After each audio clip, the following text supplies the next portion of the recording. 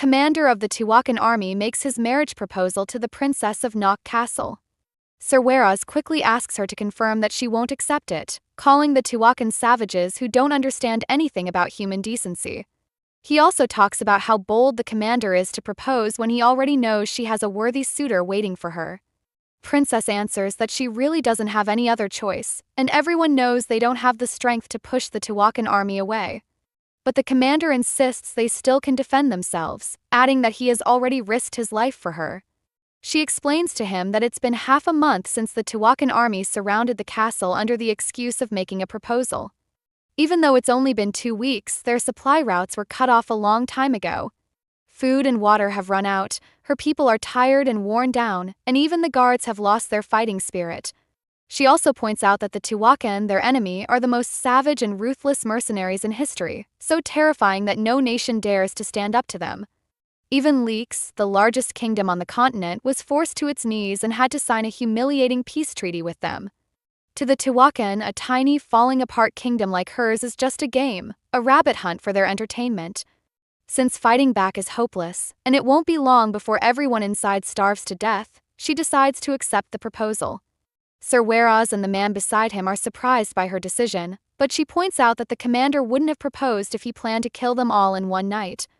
The man beside Siras pushes further, clearly upset that the princess is even considering the Tiwakan commander's offer. He reminds her of Kleinfelter and the reason for his absence. According to him, Kleinfelter, the one who truly loves her, the one who values her more than his own life, had made a solemn vow. He had promised to travel to the kingdom of Shurka and return with reinforcements within 10 days. However, that promise has already expired. The days have passed and there has been no word from him.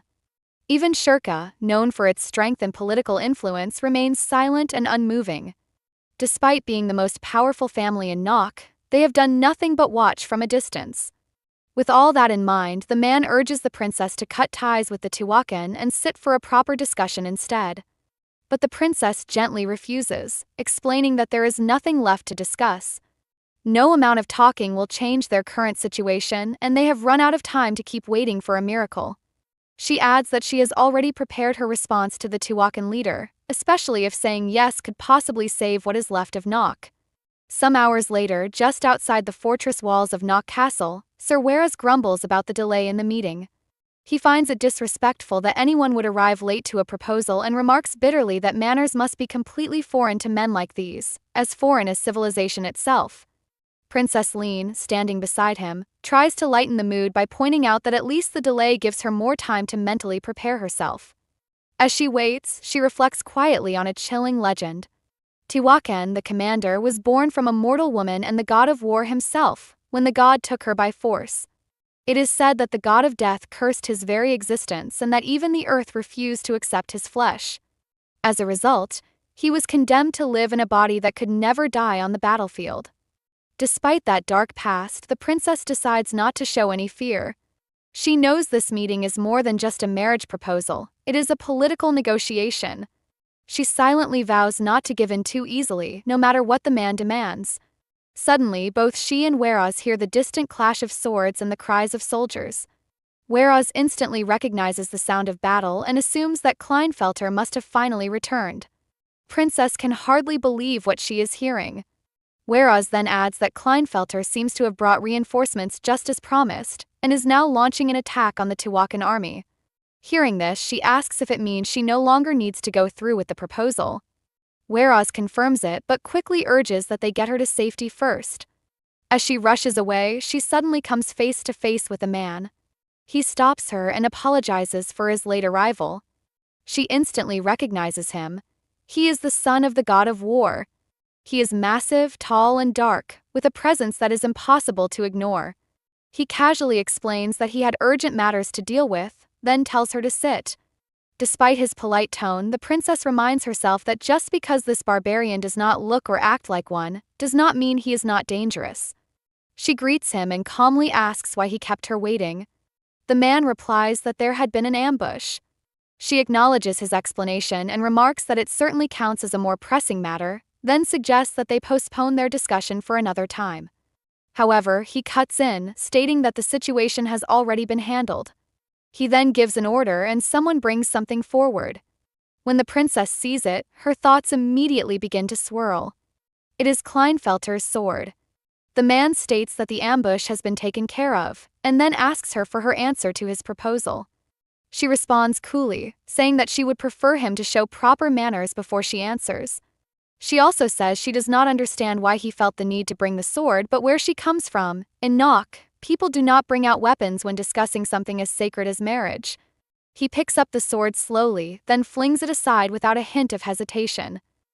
His voice is calm but firm as he tells her he meant no disrespect, that wasn't his intention at all. He says he only wanted to show her something important. He goes on to say that the man who wielded that sword must be the reason she's been turning down his proposal. But that man, he says, no longer exists. Then he looks her straight in the eyes and asks again what her answer is. She trembles. Her hands feel cold, and her heart races as she realizes something deeply unsettling. This man knows everything. He knows about the ambush. He knows who led it. Nothing escapes him. She had thought him just a brute with strength and a fancy title, but now she sees how wrong she was. He's far more dangerous than she imagined. He doesn't just want to marry her. He wants everything, her, the castle, her people, the entire kingdom of Nauk. She understands, with chilling clarity, that going through with this marriage would mean handing over everything she holds dear. She can't let that happen. But rejecting him outright might bring disaster. She has to find a way to escape this trap, one that won't cause more blood to spill. So, lifting her head slowly, she speaks with quiet strength. She tells him that the man who once owned that sword was not just anyone. He was her beloved. He responds with a low, knowing hum, confirming what he had already guessed. She prays silently, begging the gods to let him believe the lie she is about to tell. She continues, her voice steady. She says she has already shared a bed with her lover, and now she carries his child. Then she looks up at him again and asks if, knowing that, he still wants to go through with the proposal. Whereas, stunned by her words, calls her name. But she doesn't look back at him. Instead, she keeps speaking, her tone firm. She says that it's clear now, the only thing this man truly wants through this marriage is the right to claim dominion over Nauk. But he must understand that, no matter how things turn out between them, the one who will inherit the throne of Nauk will be her child.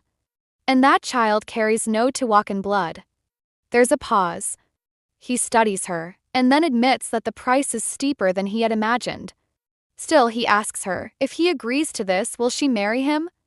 But before she can answer, he makes one more declaration. He tells her to go ahead and bear the child. Let the child be born. But she must know, no matter what, he will have her. Afterward, he extends his hand to her, offering to escort her. She hesitates and admits that she's not used to such gestures, but he assures her that she will become accustomed to them. She accepts, and he gently lifts her, placing her onto the horse with deliberate care. Noticing the scrape on her palm, he pauses, remarking on the injury with concern.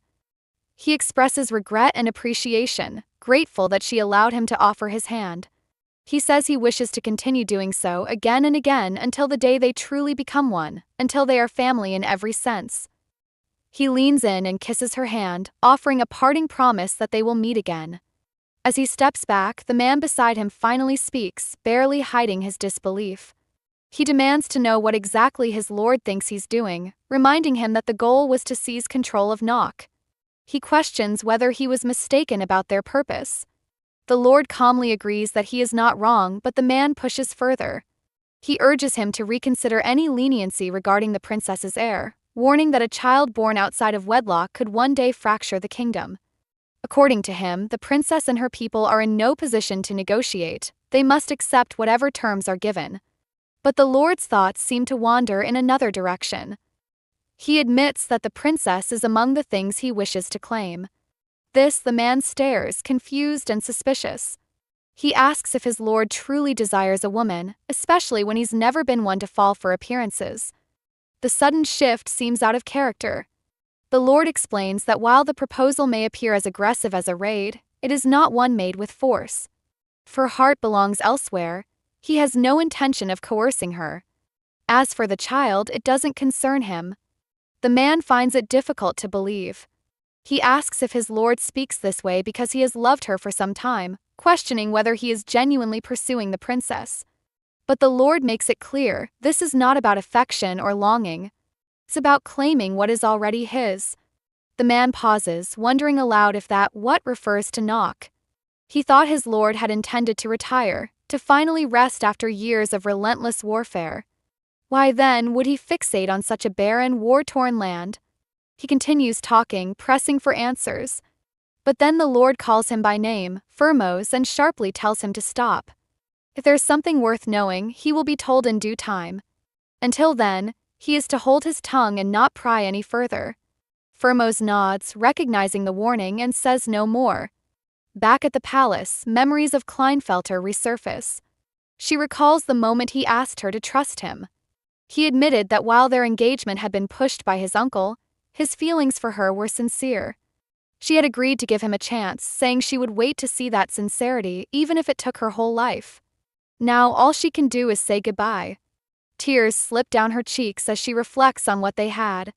She never allowed him more than a kiss. Their relationship had been nothing more than a compromise, something forged out of necessity. Just as the House of Kleinfelter had seized royal authority and pressured her into engagement, she too had only seen their power as a tool. A means to protect her people.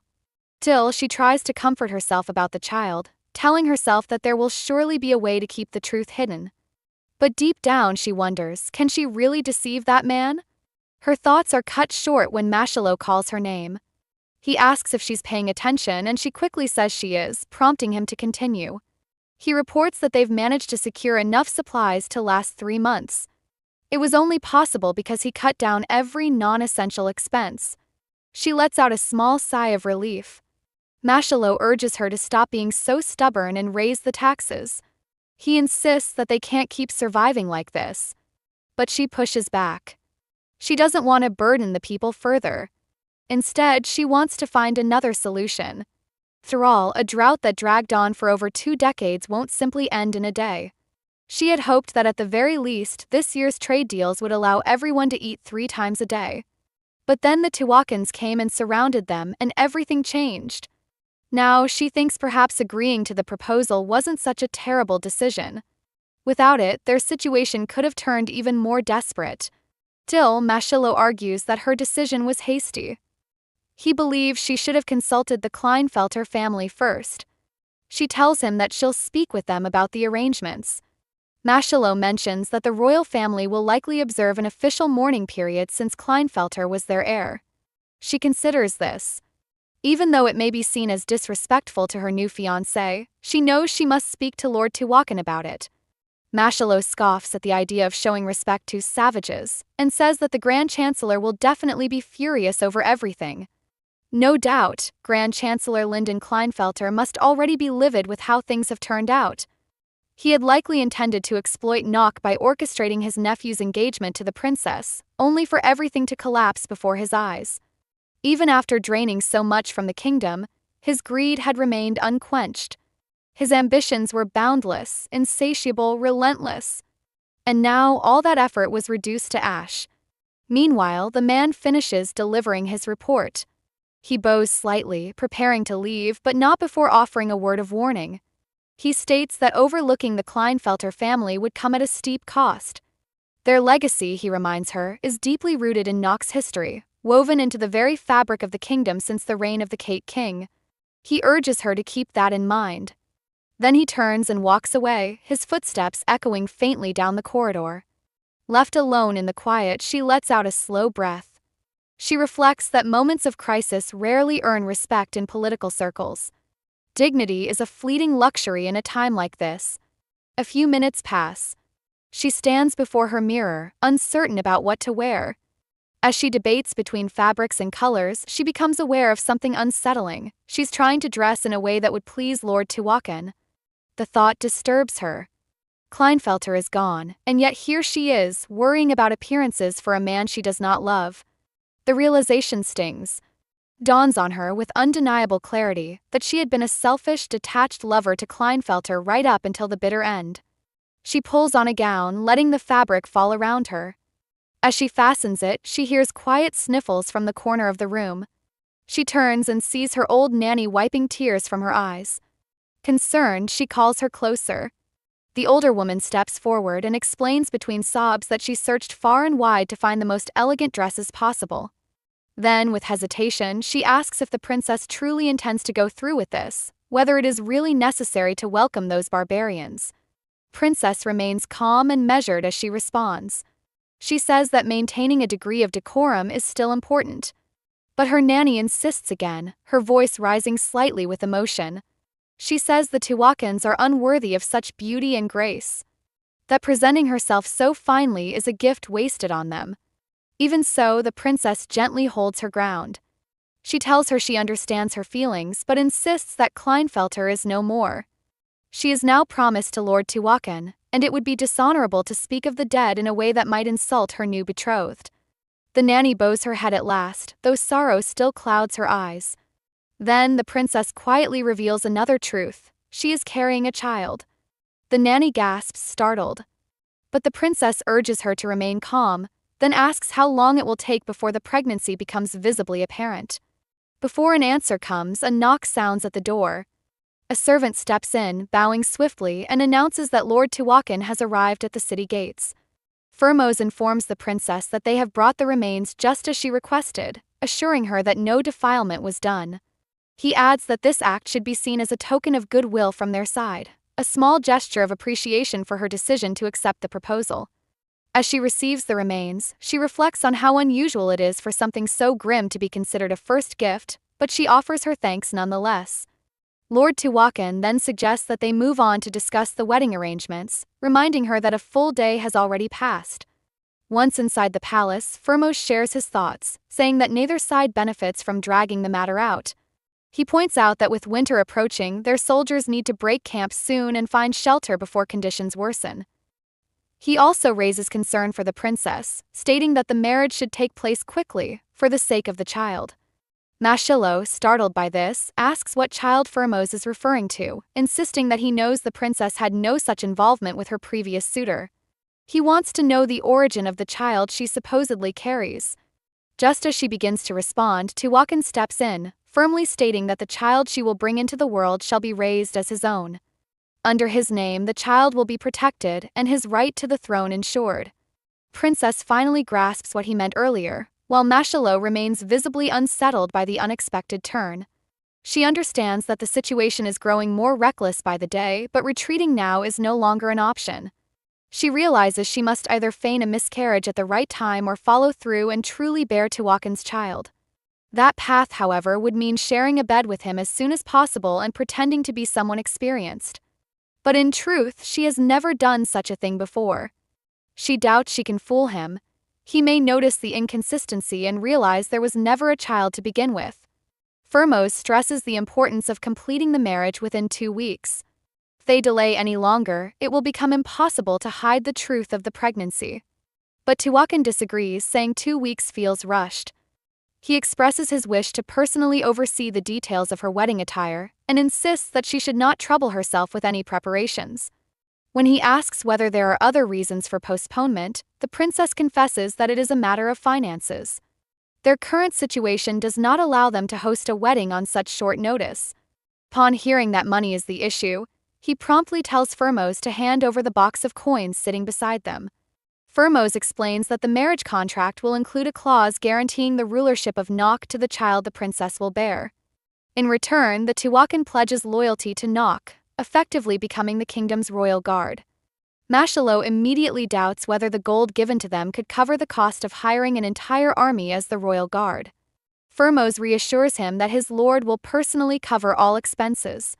Princess wonders why Tiwakan would agree to such a deal, one that brings no clear benefit to him and even seems humiliating. If his forces become her soldiers, Nauk would rise as the strongest fortress among the 5 southern kingdoms, a sure guarantee of survival alongside her child's claim to the throne. She finds his terms almost too favorable to be true, but Firmos insists there is no reason to deceive the princess. Still, she suspects there must be hidden motives behind his generosity. She tells him that no sensible person would desire such a barren and impoverished land.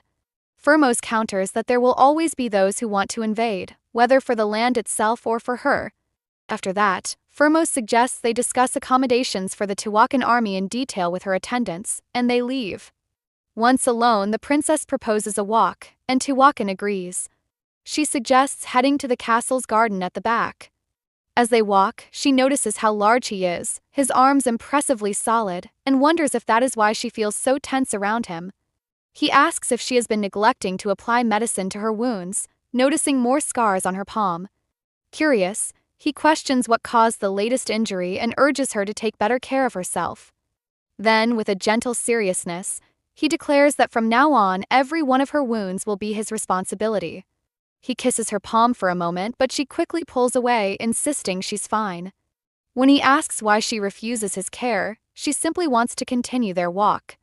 Quietly, she thinks to herself that he is the most dangerous threat she faces.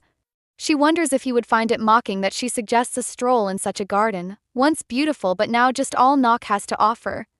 When he asks if something is wrong, she admits she regrets asking for a walk somewhere so dull. He counters that the garden is not little or insignificant, especially because she is there. She wonders if he means it's bearable with her by his side. Suddenly, without warning, he tells her to freeze. Before she can react, he pulls her aside as an arrow flies toward them. It strikes his shoulder, and immediately she screams his name as he leans heavily on her.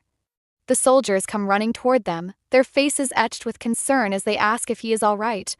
Their eyes catch a figure standing by a distant window, and one soldier orders that the man must not be allowed to escape. He commands that the stranger be brought to him alive. Meanwhile, she quickly decides to assist and suggests they move inside without delay, believing it would be safer within the palace walls. She forces herself to stay calm, knowing that if she panics, he might assume this was a deliberate ambush orchestrated by Nauk.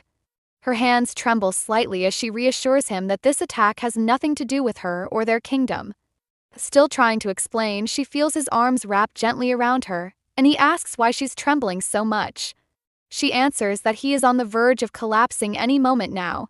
He nods, urging her that they should walk back slowly together. Once inside, Mashalo cannot keep quiet and voices his surprise at the situation. He insists the princess take a seat, but she declines, insisting she is fine. Concerned, she asks how severe the injury is, and Mashalo replies that while it is not fatal, the wound is deep and undoubtedly painful. Thankfully, he adds, the arrow was not poisoned.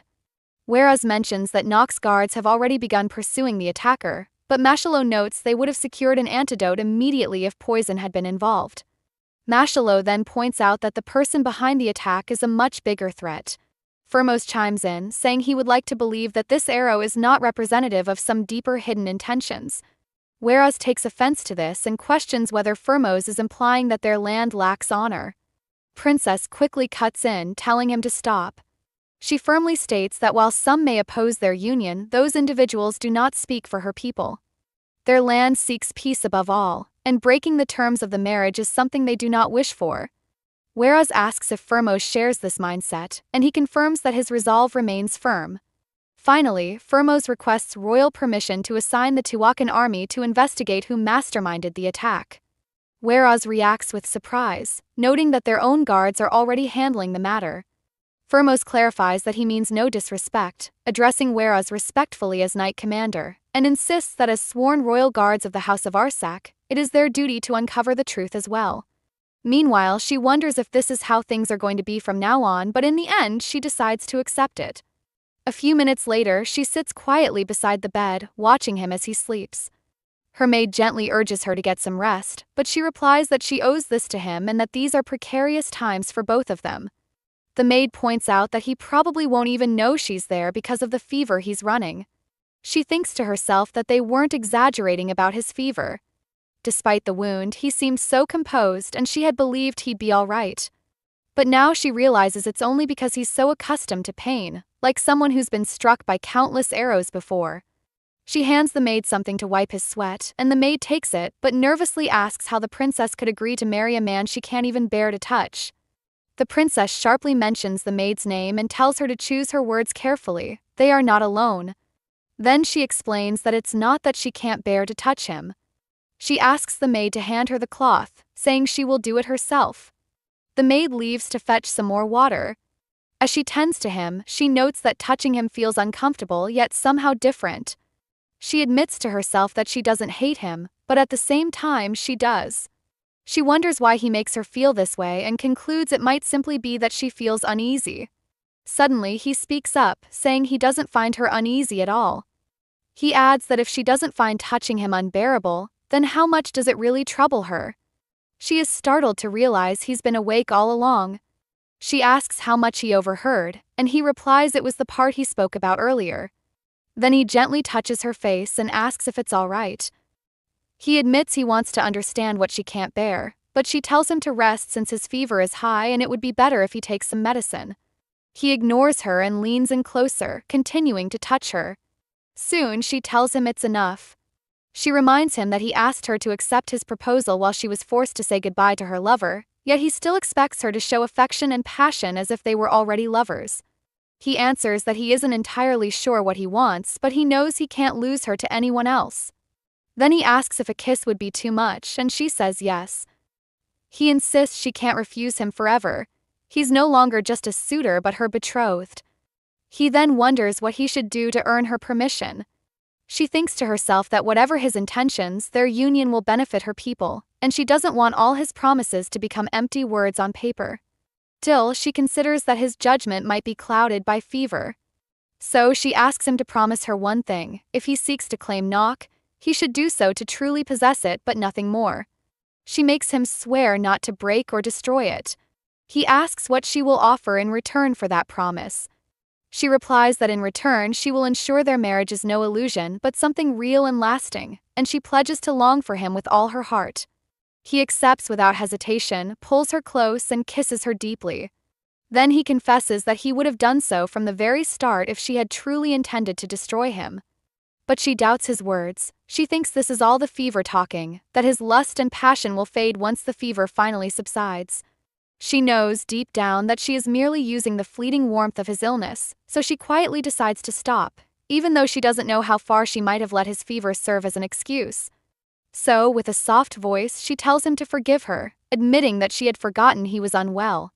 Then she gently rises to take her leave, deciding it's best to let him rest. As she steps out, she wishes him a quick recovery, and he responds quietly but firmly that he will get better soon, because now, he no longer needs to use his fever as an excuse. Now, walking down the hallway, she silently hopes that he keeps his promises. Even after he sees through her lies, she wishes he will desire her all the same. Meanwhile, as Whereas paces the area near the palace, he notices the exact spot where the arrow had come from. His eyes catch something lying on the ground. Curious, he picks it up and wonders aloud who it might belong to.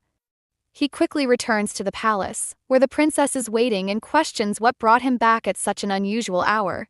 He lowers his voice, warning her to be careful because someone might be following him. From his pocket, he pulls out the small object and asks if she recognizes it. She peers closely and replies, "It's Kleinfelter's tassel."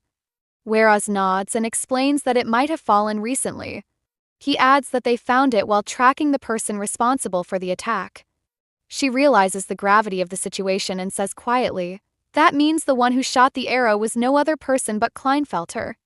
Princess stands quietly, gazing intently at the tassel in her hand, her mind clouded with thoughts of Kleinfelter. Suddenly, Whereas enters the room and asks gently if she is all right. Without looking up, she replies that she isn't. Still staring at the object, she finally voices the question that has been troubling her: is there any chance that Kleinfelter might still be alive? Whereas answers carefully, suggesting that someone else could simply be using his bow.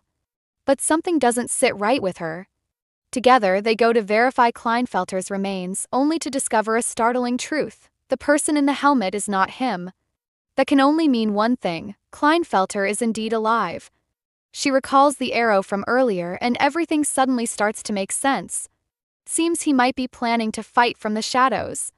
Whereas agrees with her assessment, speculating that he could be hiding under the protection of the Grand Counselor, his own uncle. He suggests that they send a letter to inform the necessary parties, but before he can finish, Firmos appears. He walks in calmly, greets them, and raises a brow as he asks why they are in a restricted area. His tone sharpens slightly as he questions whether this is something important enough to be reported to his lordship. Princess answers without hesitation. She explains that she came to say her final goodbye. With the ceremony happening tomorrow, this is her only chance. She adds that she and Lord Tiwakan have both vowed that their union will be sincere and genuine, so parting from her past openly is something she must do. Firmos tilts his head and asks whether she simply wanted privacy to bid farewell to her former lover. When she responds by asking if there's anything wrong with that, he smiles and says he'll be sure to relay this meeting to his lordship. As she walks away, she hopes he truly believes her. Whereas turns to her and asks softly what she intends to do about the wedding. She knows she must choose, whether to trust in a lover's devotion or yield to the fevered passion of another. The House of Kleinfelter would protect its heir at all costs, while Tiwakan would not hesitate to tear them down. She weighs her options, honoring a loyal heart and risking the consequences, or aligning with Tiwakan to secure Nauk's future. Her thoughts turn urgent. The need to act swiftly rises within her. She tells Whereas that preparations with the bereaved family must begin immediately, requesting that he seek permission for her to meet them without delay. He agrees but raises a concern: if the family grows suspicious, things might not go as smoothly. Elsewhere in the castle, Firmos is already in audience with his lordship. He lays out his observations with quiet certainty. The one struck by the arrow, he believes, was not Kleinfelter. The armor on the body does not match the commander's, especially the helmet. It all seemed hastily arranged, as though someone had swapped the gear to deceive them. A knowing smile curves Firmos' lips. His lordship likely suspects the truth already. He suggests that Kleinfelter might have slipped back into the castle, an unexpected move considering the chaos that had unfolded. But perhaps Kleinfelter still clings to hope, not merely of surviving but of reclaiming the woman he loves. His lordship reflects on this possibility. Seems plausible that Kleinfelter is planning to run off with the princess. Firmos doubts it would succeed. Princess has responsibilities in Nauk, and she wouldn't abandon them so easily. As the conversation continues, Firmos points out that the arrow had to be shot by someone skilled, someone like Kleinfelter who knows his way around a bow. He questions whether his lordship could have avoided the shot, or if perhaps he had allowed it to strike him for a reason. No reply comes. Just a smile. Firmos interprets the silence with growing disbelief. Allowing himself to be wounded just to accelerate Nauk's conquest, it seemed too much. The healing would be long and grueling. But then his lordship speaks, revealing what lies beneath his calm. The arrow could have struck the princess. Firmos falters. The concern in his lordship's voice is unexpected. Only days ago, he had claimed he merely wanted to possess her. Had something changed? No, surely not. Perhaps it's just that she remains useful to his plans.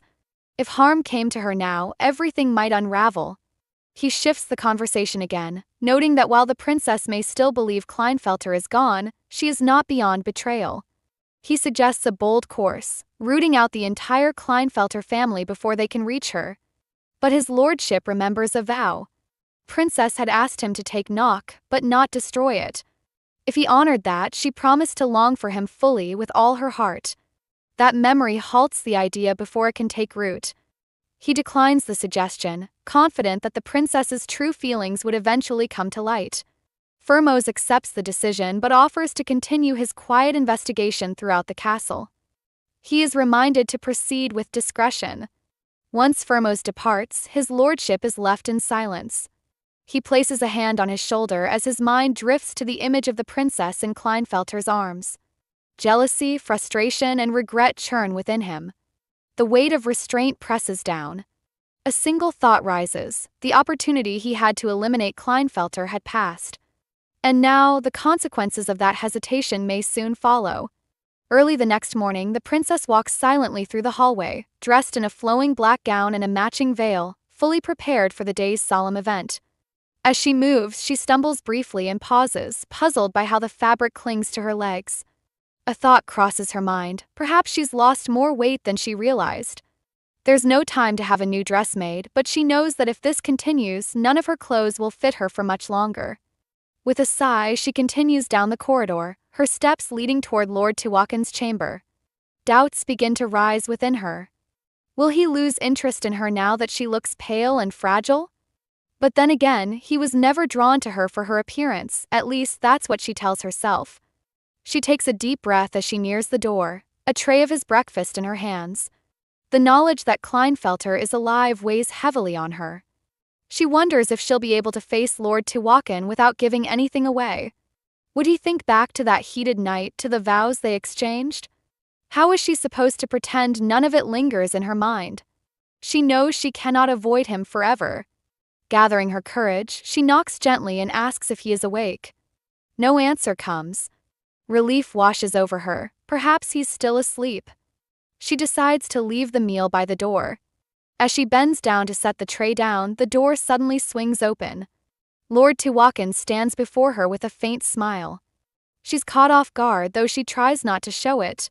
He seems amused, perhaps at her startled expression. She quickly explains her intention to assist with his breakfast, mindful of his injured arm.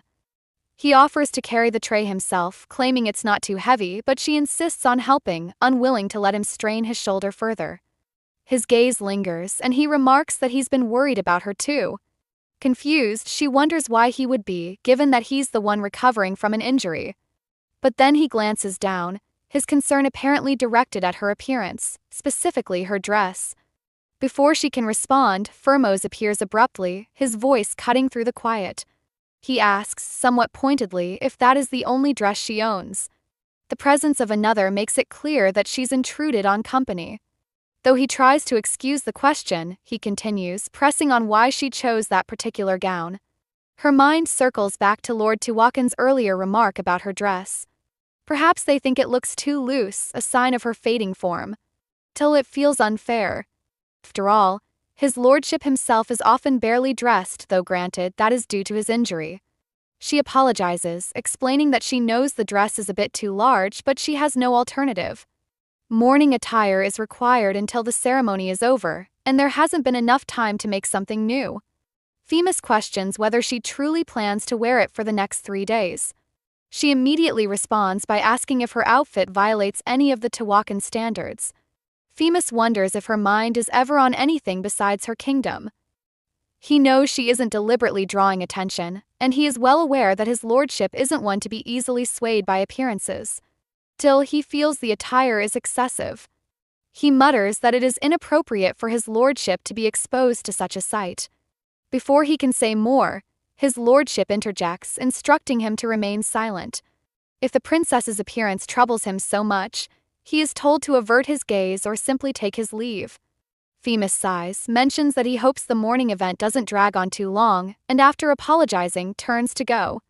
As he walks away, he asks the princess to take good care of his lordship. Left alone, the princess silently questions whether her appearance is truly that bad. She never intended to look unkempt. Perhaps if she had gained a little weight, the dress might fit her better. But she catches herself. Why should she care about how she looks to a man who stripped Nauk of its peace? Yes, perhaps the peace would not have lasted much longer, but it would have been preferable to this. She asks whether he would prefer to eat first or have his wound treated. He says he wants the bandages changed and begins to remove his shirt. She studies him quietly. His fever has clearly broken, and his eyes now appear sharp again. But his face is unreadable, cold, exactly the way it has always been. There is no sign that anything happened between them on that night when they made vows to each other. She requests permission to unwrap the bandage and notices immediately that it looks freshly done, almost as though it has already been changed. She remarks that there may be no need to disturb it again and asks if he has simply applied a fresh layer of medicine. He tells her to change it anyway, unless she's reluctant to touch him. His words take her by surprise, and she wonders if he was really siding with her a few minutes ago or if she merely imagined it. Till she agrees to go ahead. As she carefully peels away the bandage, she wonders whether he truly intends to keep the promise they made, and if she herself is expected to keep hers. It seems strange that he would ask her to tend a wound that's already been dressed, but she continues regardless. Touching him doesn't make her uneasy in the least. Elsewhere in the castle, Kleinfelter stands motionless, staring out at nothing. His thoughts are fixed on Princess Liene. He silently pleads for her to hold on just a little longer. Her name escapes his lips as he calls out to her softly, his voice lost in the wind. While still tending to Lord Tiwakan's wounds, the princess finds her mind drifting back in time. She remembers a moment not so long ago when Kleinfelter suffered similar injuries, scratches from branches during a reckless ride through the woods. The memory comes vividly. Madame Flambert had been the one to care for him then, gently applying salves and wrapping the wounds with precision, assuring them both that not even the faintest scar would remain. She recalls how Kleinfelter had clung to her during the dressing, his body trembling as he pressed his face into the sleeve of her gown. He had whispered repeatedly that it hurt, his voice fragile like that of a frightened child. His arms wrapped around her as if she were the only thing anchoring him to safety. Time has indeed moved quickly since then.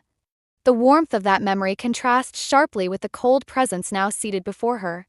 She is pulled abruptly back to the present by Lord Tiwakan's voice. He asks whether she had the chance to confirm the identity of the body. A chill runs through her spine and beads of sweat gather at her temples. It's clear he knows the truth. She responds carefully, saying that she had only gone to the chapel to offer her final respects. But he doesn't seem convinced.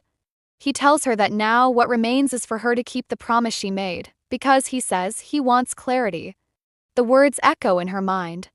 She remembers Femus asking her if the man in the coffin was truly her lover, and how, as they were leaving, he had commended her if her intentions were genuine. Everything clicks into place now. Lord Tiwakan knows. He knows the body they buried wasn't Kleinfelter's. And though his tone is calm, his message is not romantic. It is a warning cloaked in courtesy. For their union to be accepted, for their marriage to be more than just ceremony, she must cut all ties with Kleinfelter. She draws a deep breath and responds with quiet resolve. She too desires clarity. She is ready to leave her past behind as she had once promised. Her decision is made. If she chooses her former lover, she knows exactly what that path would lead to, a war that neither she nor Kleinfelter can win, a destruction that would ultimately consume Nauk itself. That is a price she is unwilling to pay. For the sake of her people and her country, she must stand with Lord Tiwakan. He tells her he wasn't expecting this to be a sign of her commitment, but he isn't displeased, far from it. He even adds that the same could be said of her dress. She gently asks him to release her hand and only then realizes she's been pressing down on his injury. Startled, she apologizes, saying her mind was elsewhere. He assures her that he felt no pain because his mind was elsewhere too.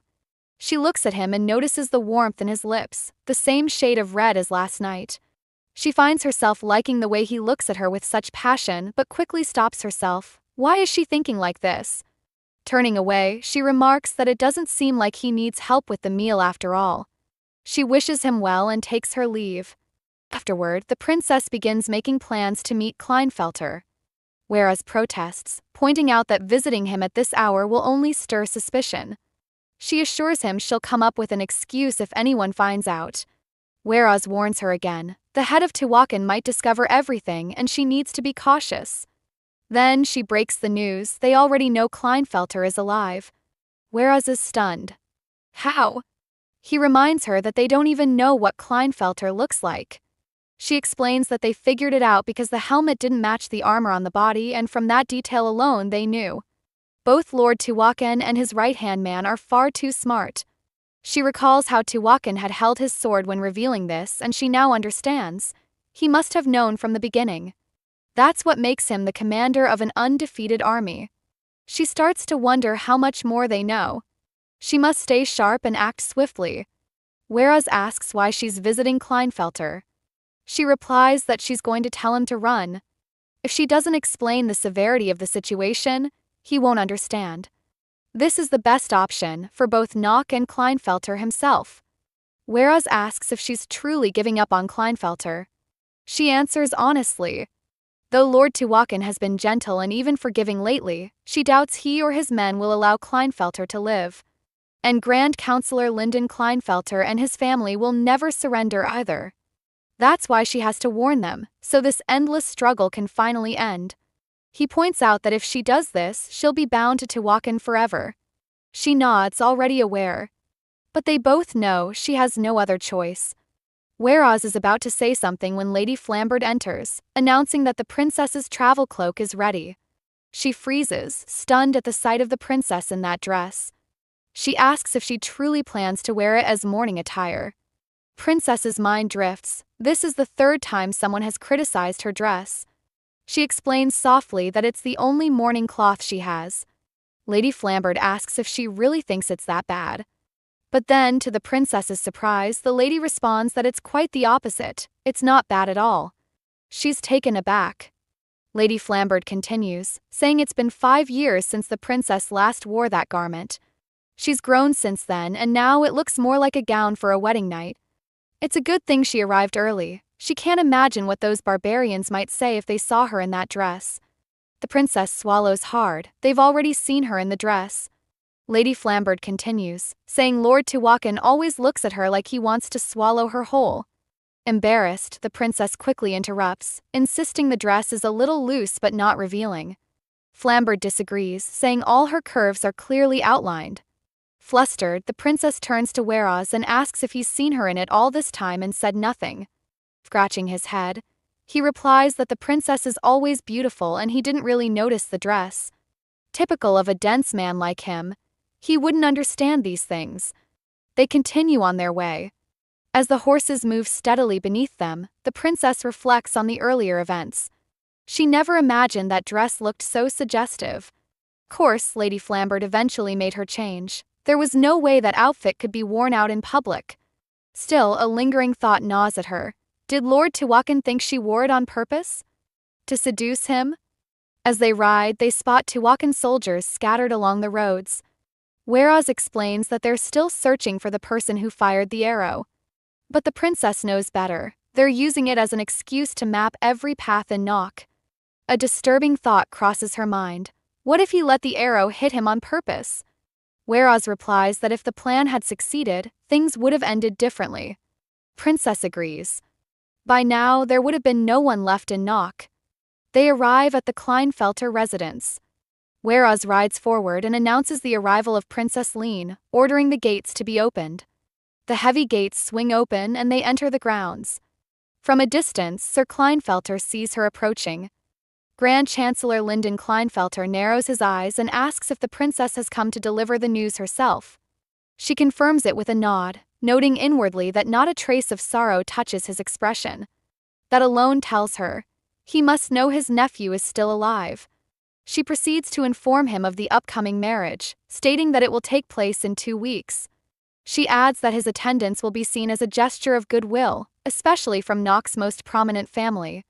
He scoffs at the suggestion, asking if she's truly requesting he attend the wedding of his enemy. With a sneer, he remarks that she must have lost her mind, and that accepting such a proposal proves it. She responds firmly, stating that she hasn't lost her mind. On the contrary, rejecting the proposal would have been insanity. Rising to her feet, she tells him to begin preparations for the funeral, as she has delivered her message. As she speaks fondly of his nephew, he cuts her off with biting sarcasm, asking if she should not be avenging her late betrothed instead. He questions whether her head is incapable of proper thinking. Her tone sharpens as she warns him to choose his words carefully. It is easy, she says, for him to sit in hiding with his soldiers while her guards are the ones expected to lay down their lives. He retorts coldly, asking if she's truly trying to claim that offering herself to the barbarians somehow serves the good of her land. His voice hardens as he accuses her of having planned to toy with his nephew from the very beginning. To him, it's cheap and despicable. Without hesitation, she lifts a small flower vase and lets it fall, the sound of shattering porcelain cutting through the tension. He barely flinches, only commenting on her temper with amusement. She meets his gaze, voice low but forceful, and tells him to pass on a message. If he wants Nauk to survive, he must cast aside his personal grudges and leave. He scoffs again, remarking that she has grown arrogant in just a few short years. He tells her to keep running her mouth, claiming she's nothing and can do nothing on her own. She throws back a sharp line about how she should have aimed the vase at his head instead of the floor. He laughs and tells her to save her temper for the barbarians, then cruelly asks if Lord Tiwakan has already taken her to bed and humbled her. Her hand clenches, but she holds herself back, breathing hard.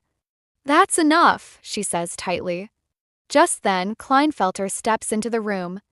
Kleinfelter's uncle is surprised to see him and reminds him that he was told to stay away. Ignoring this, Kleinfelter warns his uncle to stop speaking disrespectfully to Princess Liene, making it clear he won't tolerate such behavior. His uncle accuses the princess of betrayal and calls his nephew a fool, insisting she isn't worth it. After the uncle leaves, Kleinfelter checks on Liene, gently embracing her and calling her his. He apologizes for failing to protect her, explaining that the kingdom of Shurka refused to send reinforcements and that he kept her waiting.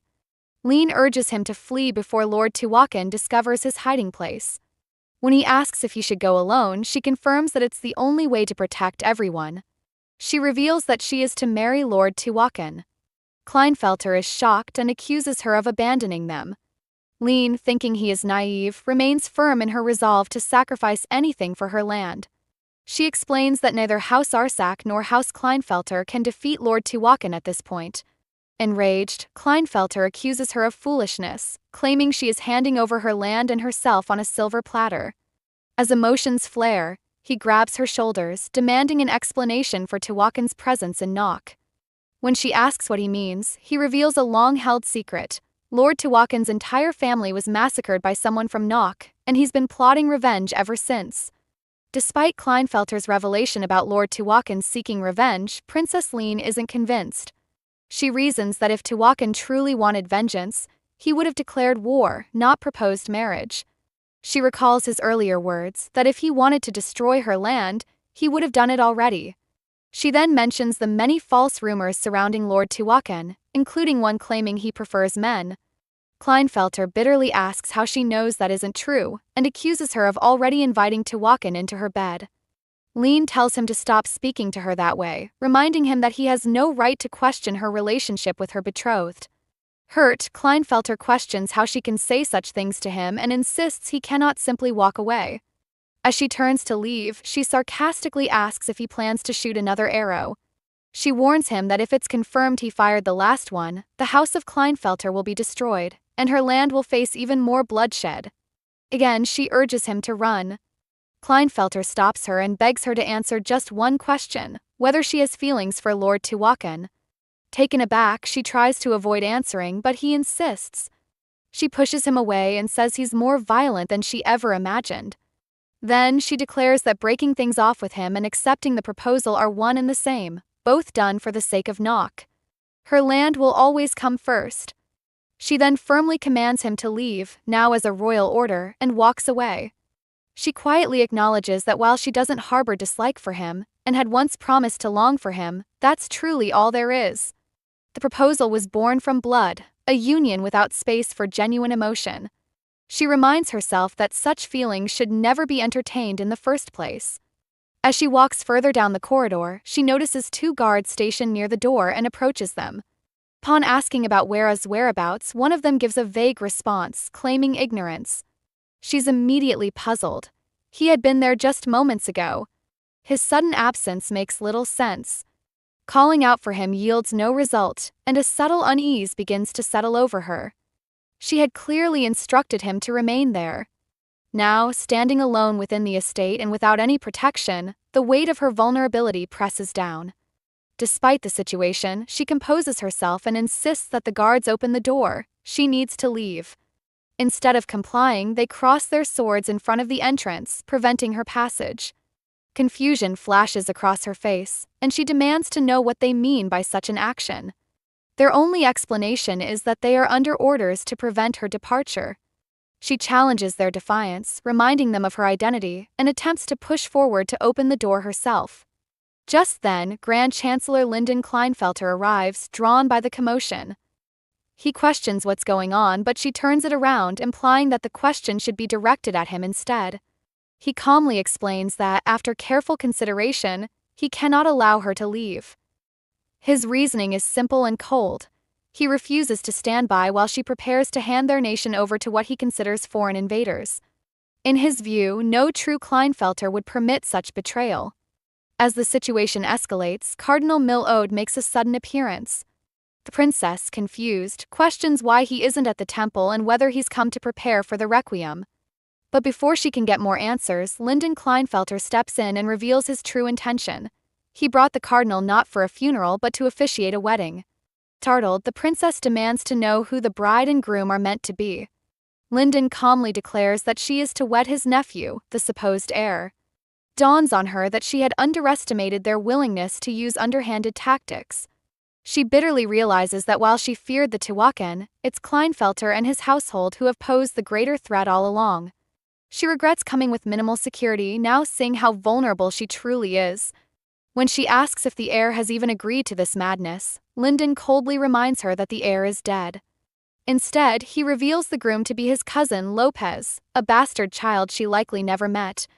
With no other Kleinfelter heir alive, they've decided to make do with whoever's available.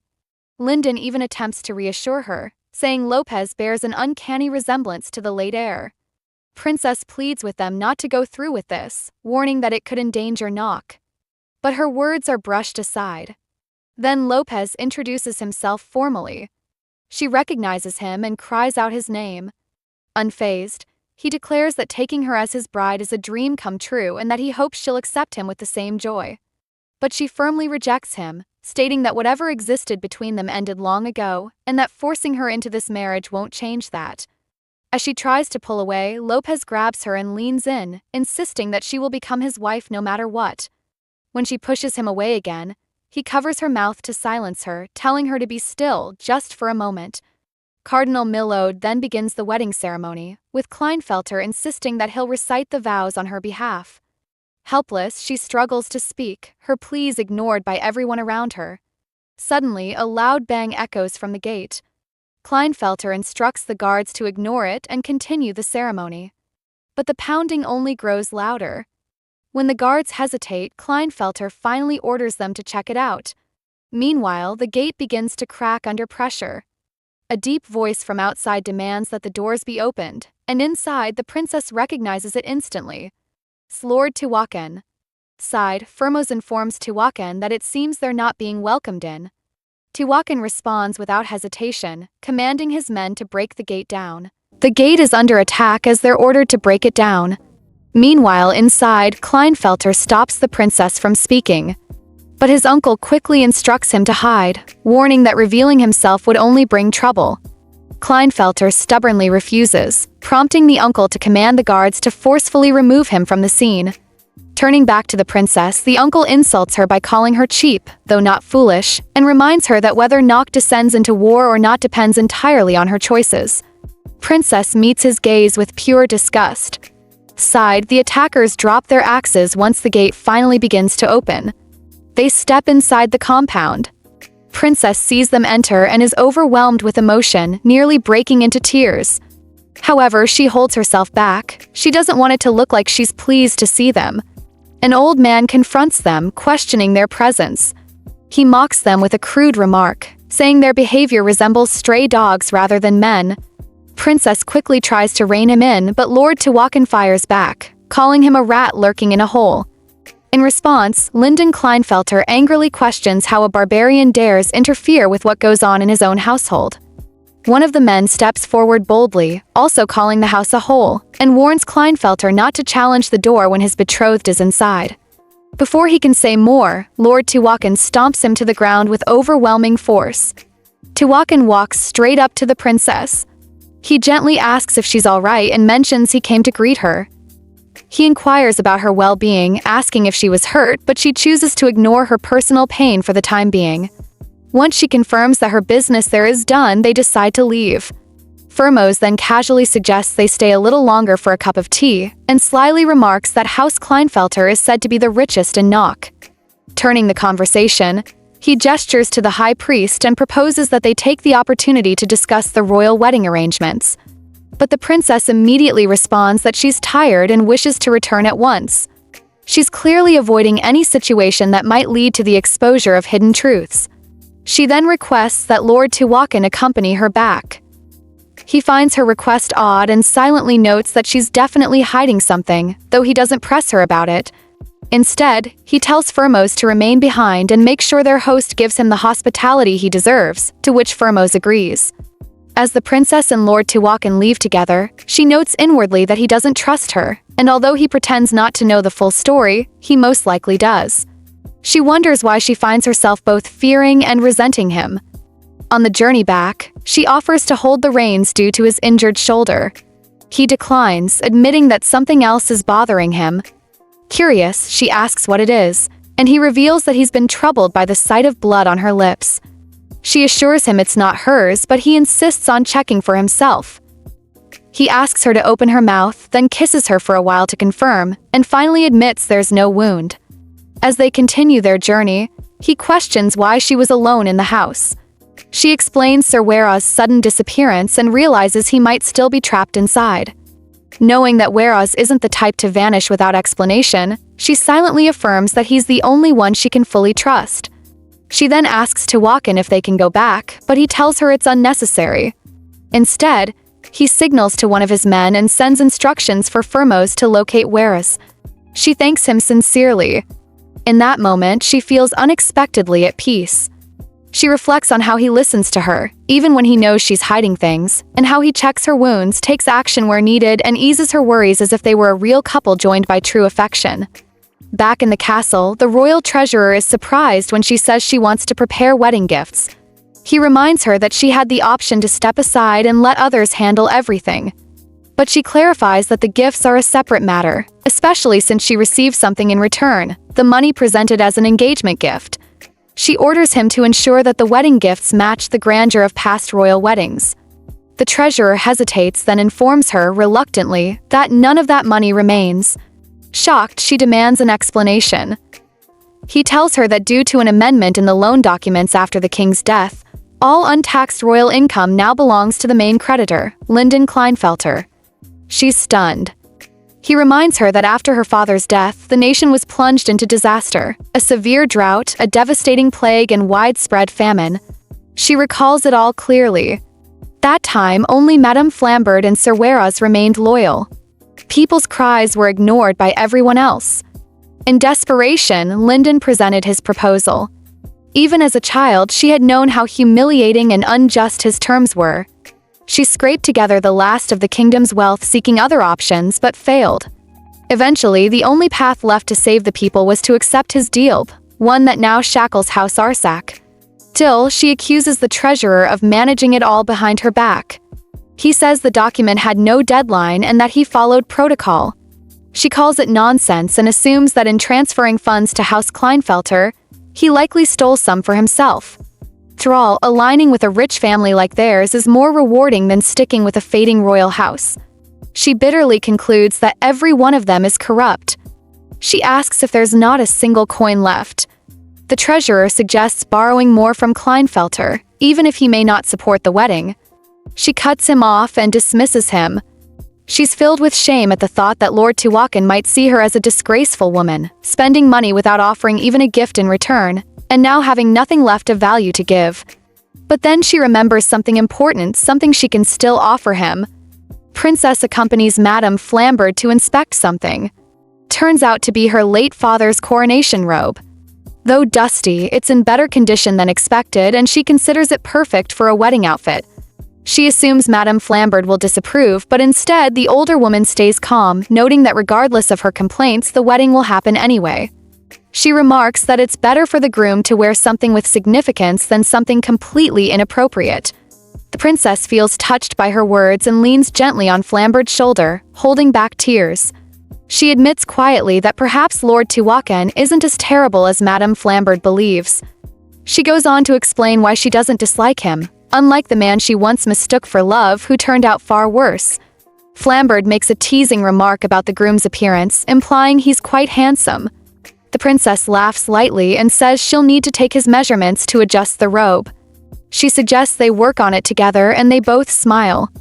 As she walks away, the princess decides not to reveal what occurred at House Kleinfelter, knowing that such news might overwhelm Flambard to the point of fainting. She knocks on Lord Tiwakan's door. When he opens it and asks why she's there, she explains her reason. He dismisses his guards to grant them privacy. Alone now, she elaborates on her request to take his measurements. He expresses concern that she's pushing herself, but she insists. Though he hesitates, he eventually allows it. As she begins measuring him, she becomes self-conscious about how physically close they are. Tiwakan then speaks up, admitting he's confused about her behavior. He wonders if she's sending signals that she wants him as she once promised. She quickly clarifies that it's not her intention. Still, she silently wonders what he plans to do next, noting that his presence makes her tremble and feel unsteady. He suddenly grabs her hand and asks if his movement is making her uncomfortable. He tells her that if it does, he can stop, but otherwise he won't remain still. Surprised and unsure, she asks what he intends to do. He touches her again, saying there's a lot he'd like to do, then asks if he should make it quick.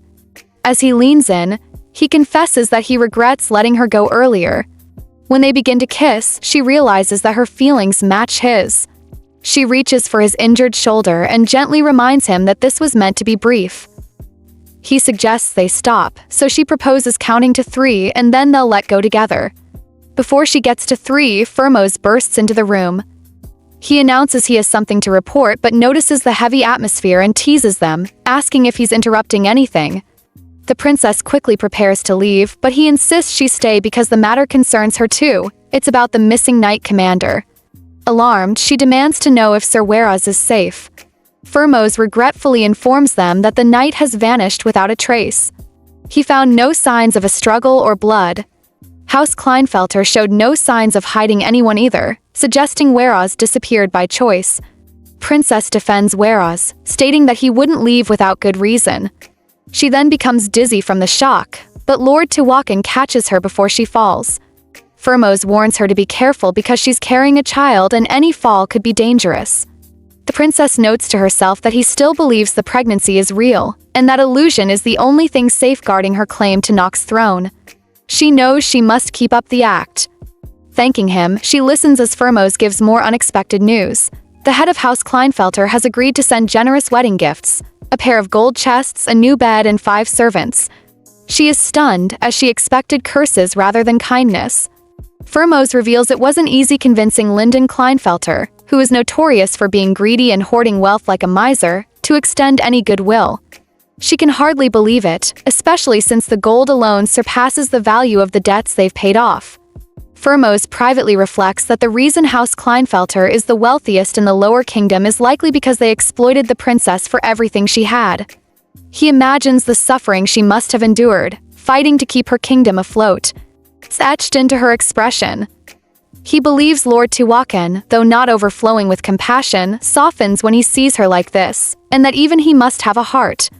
However, there's a condition attached to Kleinfelter's generosity. Lyndon wants his illegitimate son to be acknowledged in exchange for his loyalty to the royal family. Firmos didn't give a response, knowing the decision wasn't his to make. Privately, he suspects the illegitimate child is none other than the missing knight commander, someone pretending to be dead. He asks the princess if she needs anything else. She thanks him sincerely and leaves. Once she's gone, Firmos turns to Lord Tiwakan and poses a simple but weighty question. What does he intend to do with the princess? Firmos remarks that Lord Tiwakan must have anticipated this situation, a bastard child showing up just after the rightful heir's death. He adds that it's obvious the princess met her former lover and that her feelings for her current betrothed are genuine. Tiwakan acknowledges that he's aware, but notes that the princess isn't spinning any lies to hurt him either. Firmos then questions whether he plans to just watch and do nothing about the heir. Tiwakan calmly replies that he will deal with them when the time is right. There's still value to extract from the situation, and he doesn't intend to waste it. Firmos concludes that Lord Tiwakan must truly detest the Kleinfelter family, but still vows to carry out his duties well. Privately, Lord Tiwakan reflects that the princess must have used her excuse to bring news only as a means to visit her lover. He recalls the blood on her lips and how he tested her reaction with a kiss. Though she didn't resist, he remains uncertain if her response was genuine or a mask she wears too well. Elsewhere, the princess sits among her knights and informs them that Sir Weraz is missing. She assures them that if he vanished on his own terms, then he is likely safe and will return when ready. She instructs them to begin searching for him. Soon after, Madame Flambert arrives, bringing the sewing materials needed to work on both the wedding robe and the princess's other garments. Princess thanks her warmly. They begin checking the robe using the earlier measurements. However, they quickly realize there's much to adjust. Flambert remarks that she might have measured incorrectly since she's never seen shoulder dimensions that large. She adds with some amusement that being held in arms that broad must feel heavenly. Princess pretends not to hear her teasing. She lightens the mood, noting that it's been a long time since Flambert has worked on something like this. The older woman beams, excited to be stitching high-quality fabric instead of mending old clothing as she normally does. But then they realize something is missing. The pants measurements weren't taken. Princess silently admits to herself that she forgot because she was too distracted by Tiwakan. Flambert suggests that the measurements be taken again. However, upon observing the princess's reluctance, she volunteers to do it herself. Though surprised, the princess says she will handle it, but Flambert has already left. A few minutes later, she returns and reports that Lord Tiwakan wasn't in his room, so she left the message with his guards. Princess accepts this. Then, as they continue working, Flambert asks if the wedding is still 10 days away. Princess confirms. Flambert, concerned, asks if that timeline will overlap with her period. As she mends a dress, the princess pricks her finger and Flambert offers to apply medicine, but the princess refuses. Holding her stomach, she quietly confirms that her period has indeed started. Now burdened with this secret, the princess becomes anxious. She doesn't want Lord Tiwakan to find out that she is not actually pregnant. Flambert gently questions if continuing the lie is truly necessary. Princess explains that it's the only way to prevent Nauk's sovereignty from falling under Tiwakan's full control. Flambert warns that unless the two sleep in separate chambers, she won't be able to keep up the lie for long, especially since consummating the marriage is expected. The princess acknowledges this and knows she must eventually face it. As she's lost in thought, Flambert cautions her to compose herself, noting that someone is approaching. She opens the door, only to find not Lord Tiwakan but Kleinfelter. He enters boldly and asks if it's true she's pregnant with his child. Princess is instantly alarmed and tells him to leave immediately. She warns him that the Tiwakan family is watching him closely and any mistake could be dangerous. But he refuses to go without answers. He insists that they've never shared a bed, so the claim can't be true. She tells Flambert to give them privacy. When they're alone, Kleinfelter continues pressing her, demanding the truth. She calmly explains that she said it to escape his proposal at the time. She mocks the bite marks still visible on his hand and calls him shameless. Then she makes her declaration. She will marry Lord Tiwakan, carry his child, and ensure that the child carries the Arsac name and rules Nauk. Kleinfelter scoffs and accuses her of lying about the child, adding that Tiwakan would never let another man's heir live. The princess assures him that a contract has been signed, guaranteeing the child's safety. He calls her naive, saying the savage can tear up the contract whenever he pleases. He insists she already knows the kind of man Tiwakan is, that he came to spill blood, not make peace. Sighed, Flambert grows increasingly restless. Inside, the princess refuses to accept Kleinfelter's logic. She points out that if Tiwakan truly wanted to kill, he would have done so by now. She then demands Kleinfelter leave Nauk immediately. Before anything else can happen, Flambert bursts in and alerts them. Lord Tiwakan is approaching. Princess immediately urges Kleinfelter to hide through the window. He refuses to run, but she warns him that this is her final act of mercy. He can either escape now or be dragged out like an animal and face severe consequences. He makes his choice.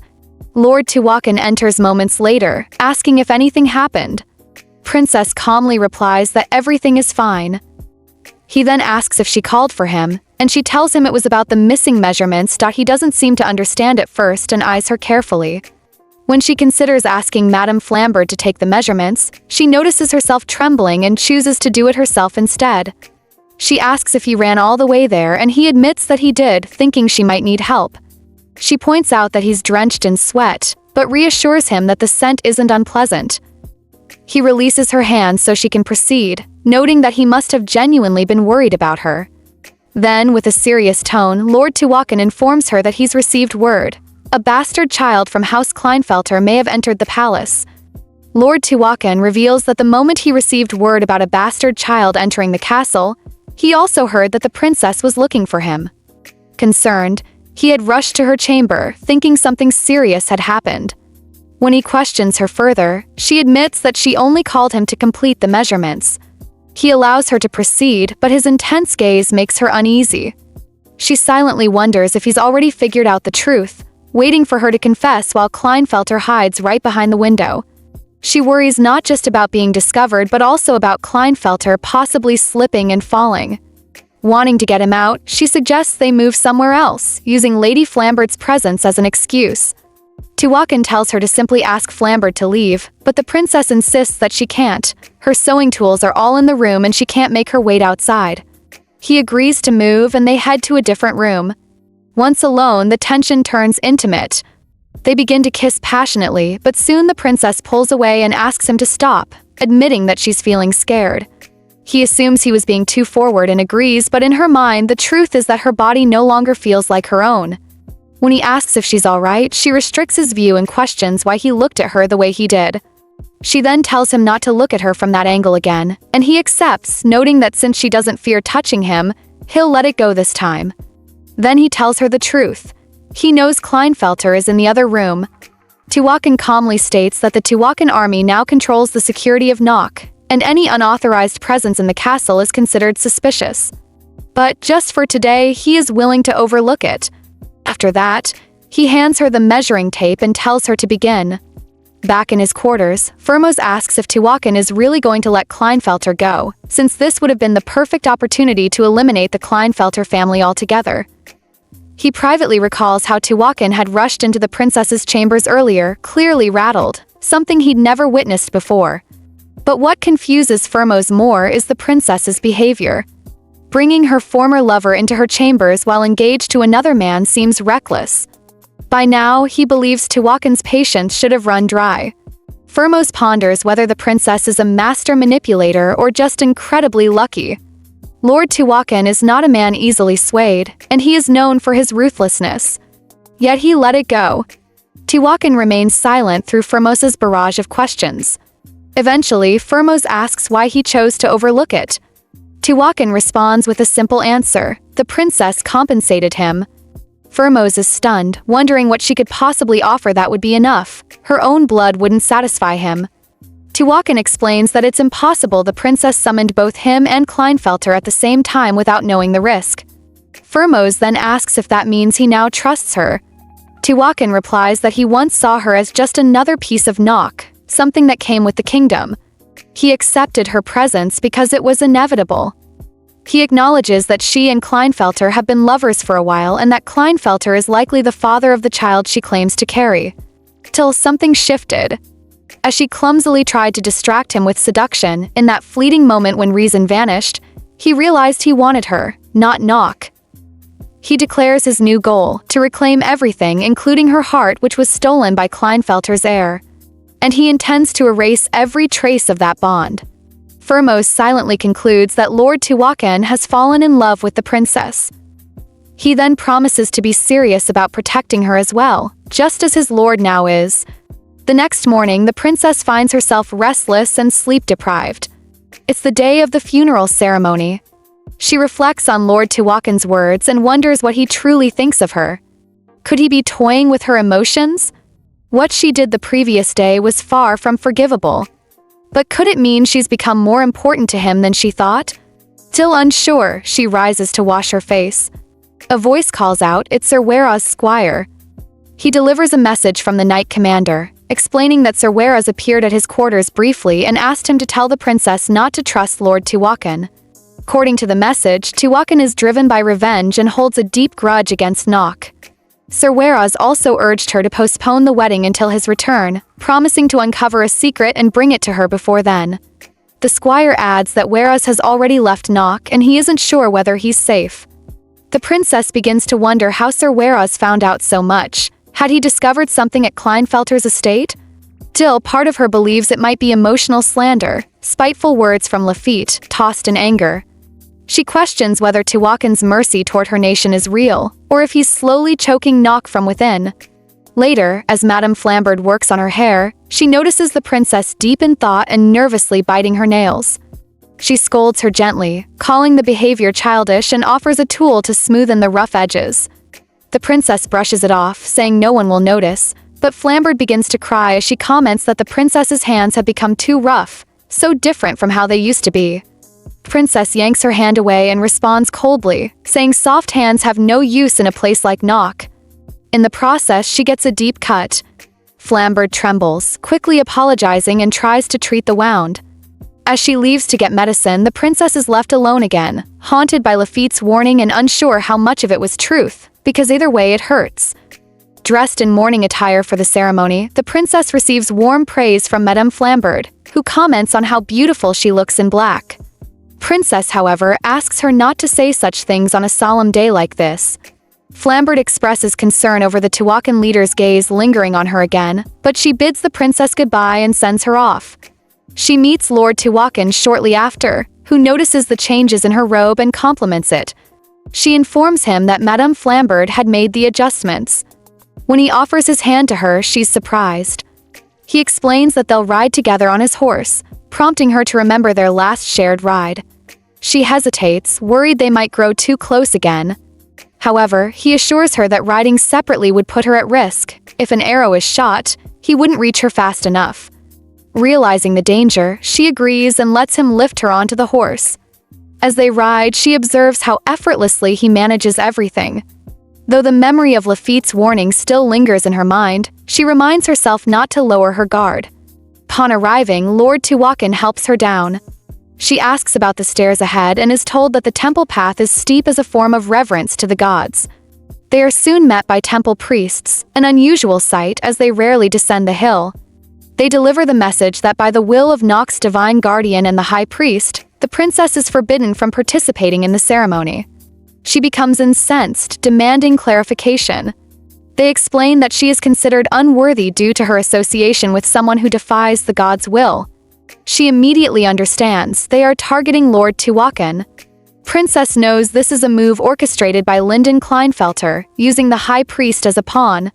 She refuses to yield and tells them to bring the high priest before her, but they reply that he's currently leading the ceremony. They add that she would be permitted to enter if she disassociates from those declared unclean by the gods. She finally realizes what they truly want. She must break off her engagement and follow their command. She weighs the situation carefully.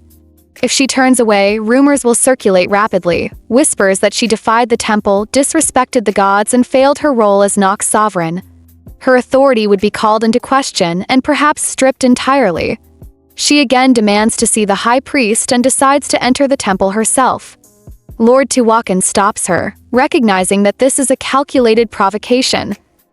He advises her to stay back. It's unclear what danger lies beyond, and his forces could easily force their way through, but that would escalate matters. She listens and retreats with him. While walking back, she reflects on how things have changed. In the past, Nauk's enemy was clearly the Tiwakan army. Now, with shifting loyalties and hidden schemes, she isn't sure who her real enemy is anymore. As they descend, she nearly trips, but Tiwakan catches her. Embarrassed, she tries to compose herself. She quietly questions whether he's really her enemy. After all, he seems to care. He keeps catching her when she stumbles, physically and emotionally. She wonders if revenge is supposed to feel this gentle. From a distance, Kleinfelter and his uncle watch their return. Linden expresses frustration over their failed plan, wondering if Tiwakan had sensed the trap. He labels him a cunning snake. His nephew, however, believes the outcome is for the best.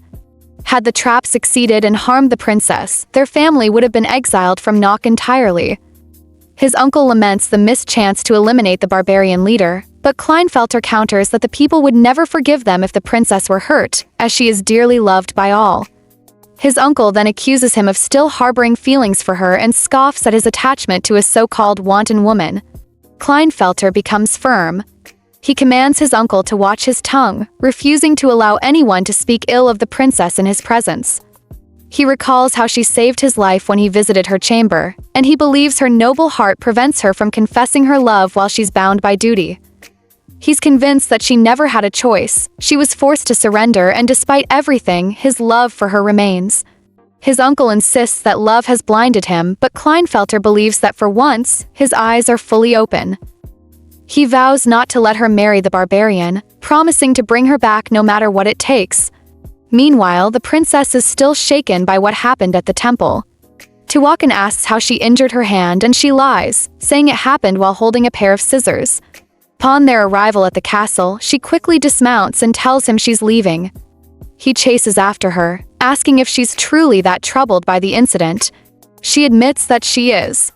Her thoughts circle around her people's disappointment, the soldiers who died for her, and how the Grand Chancellor will use this failure to further isolate her. She finally sees her true enemy, Kleinfelter. He is the type who never forgets rejection, and his ambitions are relentless. Lord Tiwakan offers to take charge of the temple situation. He proposes changing the ceremony's date or location, peacefully without resorting to violence. He promises to resolve everything by the next day. She wants to know why he's so determined to do all of this. He tells her it's part of his responsibility to protect her. She questions the sincerity of his intentions, suspecting that she still feels like a stranger to him. He proposes that if she needs a clearer reason, then she should assume he has an ulterior motive and expects something in return. She asks what he wants, noting that her kingdom has nothing grand left to offer. He makes a request to stay in the room beside hers, a bedchamber reserved for the ruler's consort, connected to hers by a shared bath. It is essentially an extension of her private space. She firmly replies that he can only have that room after they are married. He argues that if he waits until then, it won't count as compensation. After some hesitation, she agrees, but only on one condition, that the temple matter be settled without bloodshed. He caresses her injured hand gently, tells her to take care of it, and leaves. Alone once more, she begins to question if she has just made a terrible mistake. The princess is surprised as a man explains how the bell's chains were broken. Though the bell was old, the priest took care of it daily, but now it is fixed. The high priest proceeds with the ceremony, but just as things begin, a boulder falls from above, destroying the divine stairway leading to the temple. Witnesses are shocked by the sudden destruction, and the event is postponed until the stairs are rebuilt. Priests are trapped inside. The princess asks if the story makes sense, and the man admits that it doesn't. He adds that some believe the priest's sacrilege angered the gods, though the priests deny any wrongdoing. Rumors spread that the destruction happened because the princess didn't attend the ceremony. She chuckles, wondering if Lord Tiwakan had hired a mage to cause the mishap. The man is startled by her light-hearted response and questions how she could be so calm with the gods angry. Princess muses that the gods are angry because the high priest stopped her from attending the ceremony, and the man agrees with her theory. She instructs him to read the proclamation tomorrow in the name of the Nauk guard and thanks him before dismissing him. Standing by the window, she reflects on the good news she's received. She hasn't felt this way in a long time, and it's Lord Tiwakan who's brought her this relief. She's glad the ceremony is postponed. She's not in the mood to comfort the bereaved. Just as she's about to sleep, a knock on her door surprises her. She assumes it's Lord Tiwakan, and when she opens it, he enters without waiting for her response. He reassures her that the situation is resolved. The high priest will speak to her the next day, but there's nothing to worry about since no one has evidence of his involvement. He also promises to take care of the damages. He pauses, revealing that something feels off, and she presses him for an explanation. He finally admits that it took him much longer than expected to deal with the cliff behind the temple. Realization dawns on the princess. He was the one who broke the bell and pushed the boulder to divert attention. Covered in dirt, he admits it took him all day to do this for her, and now everything feels too easy. Lord Tiwakan then asks if he can stay in the room next to hers and if he can touch her. She wonders where, and he tenderly touches her face. She halts him, pointing out that his hands are dirty and that he's injured.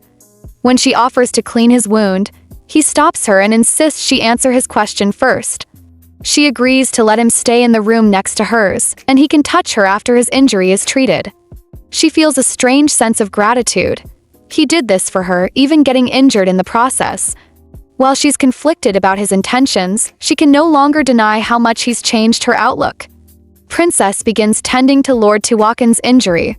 It's a significant wound, though his large hands make it seem less serious. She asks if it hurts, and he casually replies that he didn't notice it. Surprised, she asks how he could be so oblivious to the pain. He mentions that he may not have noticed because he was in a hurry. She continues applying medicine, wondering how he could have been so impatient, but she recognizes that his focus is always on her well-being. After washing his hands, she offers to help him wash his face, and he agrees. He leans forward, asking if he's close enough. As their eyes meet, she notices the same intensity in his gaze as before. Before she can respond, she is caught up in the moment and unexpectedly kisses him. Realizing what she's done, she pulls back in shock.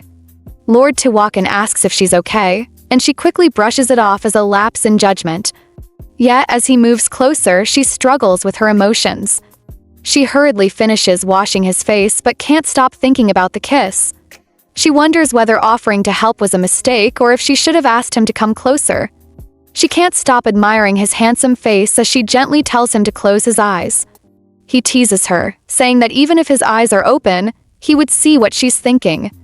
He refuses to close them, and she's frustrated by his stubbornness. Nevertheless, she moves on, still hoping he will close his eyes, but ultimately relents. As she continues cleaning his face, she notices another injury on the side of his face. She gasps, asking if he wasn't aware of it. He confirms he knows about it but isn't concerned, as the bleeding has stopped. She rubs it roughly, causing the wound to reopen, but he insists it's fine and tells her to continue. She proceeds, pouring water over his face to clean the wound, still wondering why he didn't tend to his injuries earlier. Just as she finishes, the lights go out.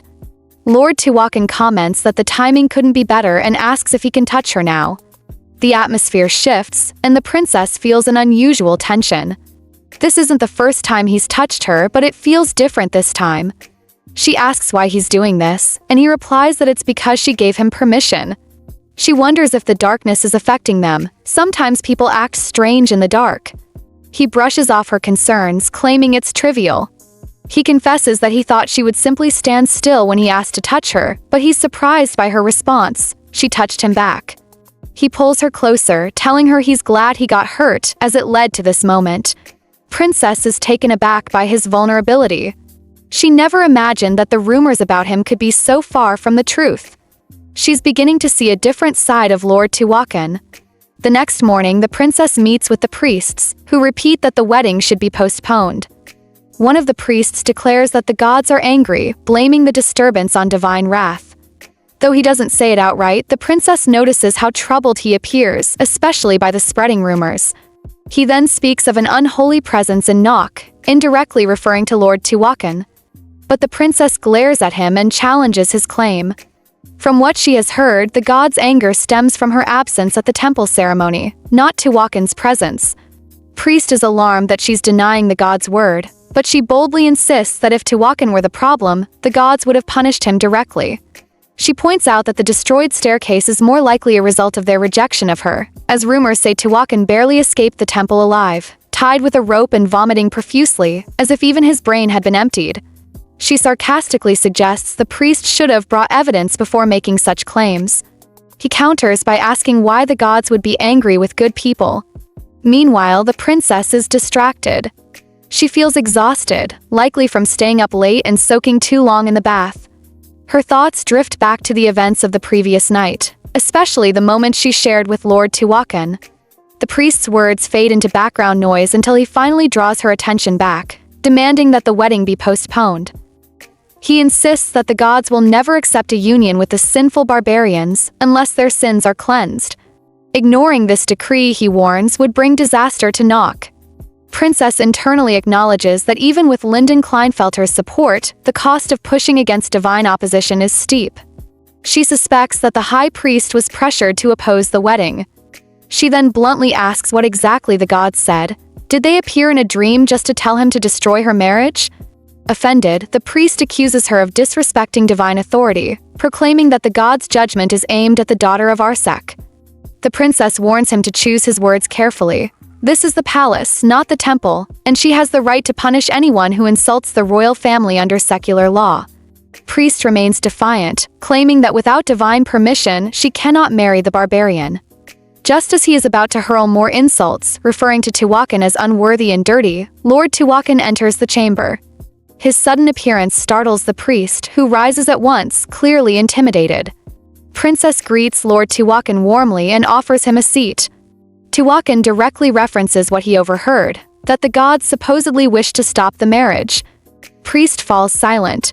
Princess watches the shift in his demeanor and realizes that perhaps she seems easier to confront than she ought to.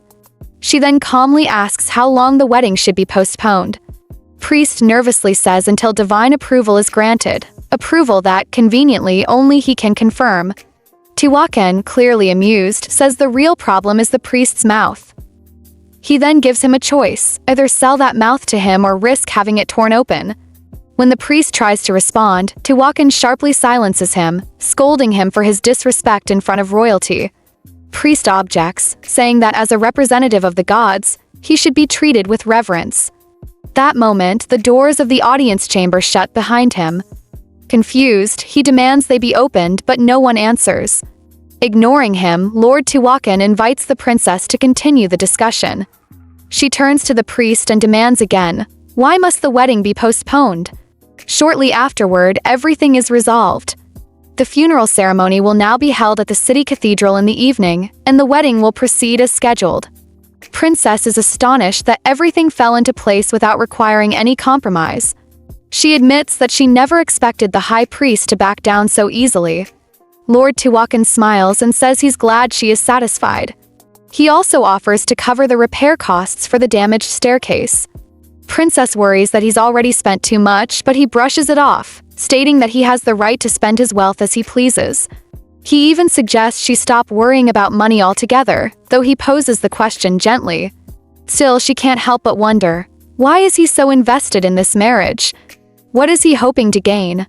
She reminds herself that until Sir Weras returns with more information, she will have to cling to the comfort Lord Tiwakan gives her, even if it's temporary. For now, she will hold on to these fragile feelings of reassurance, uncertain what the future will reveal about his true intentions. However, she thanks Lord Tiwakan for resolving both pressing matters so smoothly. He then asks if she truly does not wish to delay the wedding. She confirms that she doesn't, though. As she reflects in that moment, she realizes that she's begun to take the wedding for granted. While watching his face, she notices something unusual. He's smiling. She quietly notes it's the first time she has seen that expression on him. He then remarks that it no longer feels like a waste of money. Meanwhile, elsewhere, Kleinfelter is fuming. He curses the priest for failing such a simple task, postponing the wedding. He tells his nephew they must now find someone more capable. When Kleinfelter asks what he means, his uncle explains that the high priest has already shifted his allegiance and will be of no further use. He makes it clear that he can no longer tolerate the Arsac princess holding on to power. The high priest must be replaced. Kleinfelter appears alarmed and questions how that's even possible since the position of high priest is for life. His uncle smirks and replies that the selection process takes time, and if something were to happen to the high priest, there would be no one available to officiate the wedding in the meantime. Worried, Kleinfelter asks what will happen if such a plan is exposed. But his uncle lashes out at him, berating him for being weak. He accuses Kleinfelter of allowing another man to steal his woman right before his eyes. In response, Kleinfelter insists that he will reclaim her no matter what. However, his uncle orders him not to interfere and tells him to simply stay in place. Whatever sinister scheme he's plotting, he keeps it to himself, while Kleinfelter simmers with rage and frustration. Elsewhere, guards are clearing the way, warning a man to step aside. The man, surprised by the commotion, asks who the approaching party is. The guard explains that it's the leader and god of Tiwakan, and warns the man not to stand in the way. At the same time, the princess notices that far more people have gathered for the ceremony than she anticipated. Madame Flambert agrees, remarking that curiosity has likely drawn the crowd.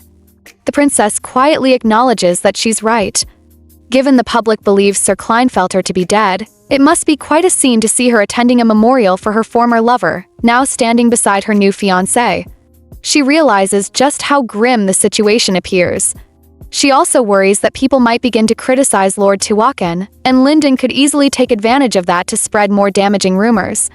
So, she suggests that someone should give Lord Tiwakan a heads up about the potential gossip.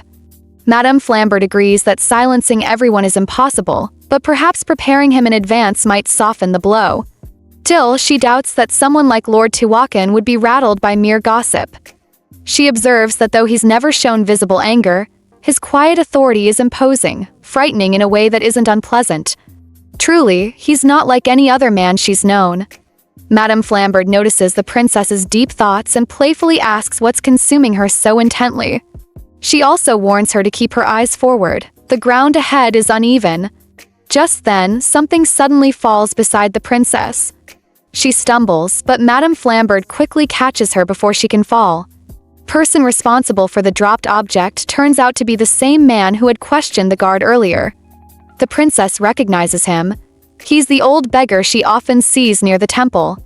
She calmly tells him that she has nothing for him at the moment, but if he waits until after the ceremony, she might be able to give him something. She advises him to keep a firm grip on his cane, so he doesn't trip when the ceremony begins. However, the old man stares at her and suddenly calls her a sinner. Shocked, the princess asks him what he just said. He replies in a low, eerie voice that sins are bound by blood and that blood will soon be spilled. The ominous statement leaves her visibly startled. Princess's eyes widen in shock. An old man tries to speak to her, and though Madame Flambard warns her to stay away, saying they don't even know who he is, the princess insists. She believes he's trying to say something important. She asks him to repeat himself, but before anything more can be said, Lord Tiwakan arrives and inquires about the situation. Madame Flambard explains that the princess is speaking to an old man. Princess mentions that the man is struggling to speak properly, and Flambard reminds her of the need to be on time. As they walk away, Lord Tiwakan notices the sadness on the princess's face. He asks what's wrong, and she replies that she's fine and believes she'll feel better once the event is over. He assures her that his men are guarding the area, and she thanks him. She then requests to enter first while he stays behind to oversee security. As she walks in, her mind replays the cryptic words the old man uttered. The daughter of Arsac will bleed in revenge, and she tries to make sense of them. Inside, she seeks out some younger priests to inquire about the high priest's whereabouts. They inform her that he was last seen in the royal chapel and that no attendants were with him at the time. Just then, Lord Tiwakan enters with Firmos and asks for an update. Princess explains that they are prepared to proceed, but the high priest is missing. Lord Tiwakan quickly orders Firmos to check if anyone knows where he might be. He adds that if anything has happened, it was likely intentional. Firmos agrees and sets off to begin a search. The princess wonders aloud who would go to such lengths, and Lord Tiwakan suggests that someone holding a grudge against the high priest might be responsible. His mind drifts to the Kleinfelter family. Soon, Firmos returns with news. The high priest has been found inside the ceremonial hall. Everyone reacts with shock. It's revealed that the high priest has been killed and his body hidden. Princess reels in disbelief, questioning who could have committed such a deed. Her eyes scan the crowd and fall on Kleinfelter's uncle, who is seated comfortably as though nothing has happened. Her instincts tell her he is behind this, yet he shows no signs of guilt or concern. Chaos brews in the atmosphere as everyone absorbs the gravity of the situation. Kleinfelter's uncle coldly asks who will preside over the ceremony now that the high priest is dead. He stresses the urgency of appointing a replacement, calling for a meeting of elders. His audacity repulses the princess. She calmly responds that she will indeed summon a meeting and have a new high priest appointed, but in due course. For now, the event must be postponed. After he walks away, Lord Tiwakan approaches and comforts her by taking her hand. He assures her that the Kleinfelters have not won. With him now in charge of Nauk security, the real culprit will be found. She agrees inwardly, things have changed. The Arsac family has its own guard unit now. This crime won't be swept under the rug. Her thoughts circle back to the old man's warning. She reminds herself that vague fears must no longer paralyze them. What needs to be done is clear. Start by confronting the obvious enemy. Time has come to seek evidence and unravel the truth. Meanwhile, in a separate location, Lyndon Kleinfelter hurls a brick at a man, yelling at him in frustration. He scolds him for mishandling the situation with the high priest, insisting that the deed should have been carried out in a way that would avoid drawing suspicion. Lyndon Kleinfelter scolds the priest harshly, demanding to know how he could fail such a simple task. He deals with him without mercy. Priest tries to defend himself, saying there was no time and that he had no other option. But Lyndon is in no mood for excuses. He tells him he should have simply pushed the man down the stairs and inflicted a life-threatening injury, just as he did with the former cardinal. Lyndon then asks if any evidence was left behind. Priest assures him that there was none. Still, Lyndon warns him sternly. This act must never be traced back to him. If word ever gets out, he will cut off the priest entirely without hesitation. Priest quietly accepts. Linden then reminds him not to underestimate the barbarians. They're not as easy to deceive as others. Elsewhere, Firmos observes the princess's current actions and begins to understand why she is not wealthy. He notes that she's offering the last of her remaining assets to support the bereaved families, and even had to alter an old outfit because she had no new clothes for the ceremony. While he admits she may be a good ruler, he questions whether she ever thinks about herself. Lord Tiwakan calmly replies that this very situation is why she accepted his proposal. Firmos nods in agreement, then shifts the topic to the High Priest's death.